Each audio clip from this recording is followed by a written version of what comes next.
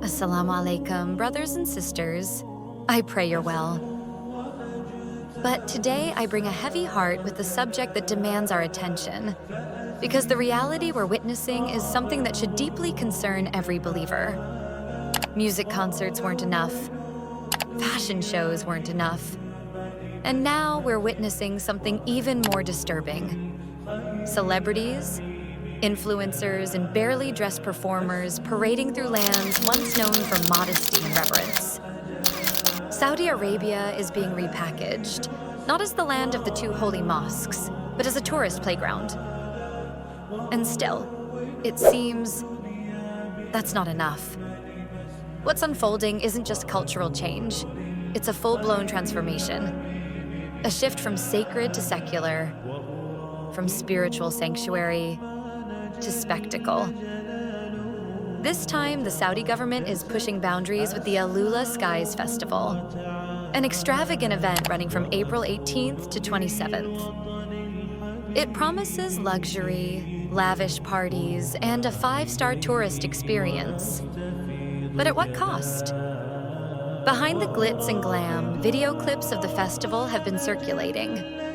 People dancing to loud music, singing in mixed-gender crowds, wearing outfits that leave little to the imagination. Is this really the Saudi Arabia that we once knew and revered? A nation of purity, faith, and humility? Gone are the strict dress codes. Gone are the barriers between genders. And what's worse, gone is the fear of Allah. This isn't just about entertainment.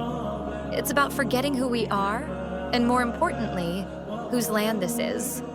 Because this isn't just any location.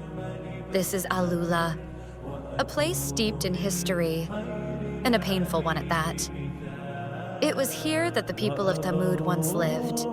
They were blessed. They had power, wealth, beauty.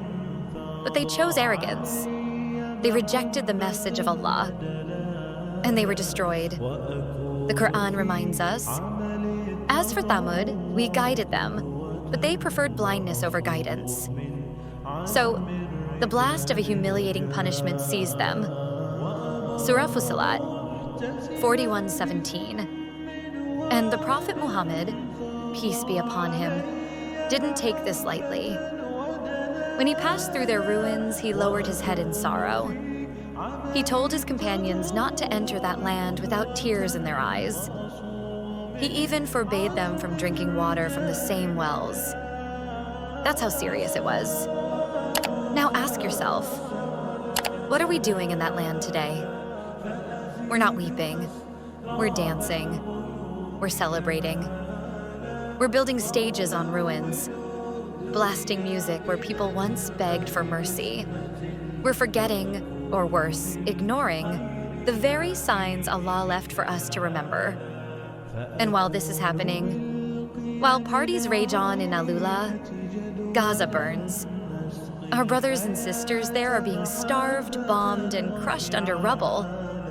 And yet, millions are being poured into parties, concerts, and luxury hot air balloon rides.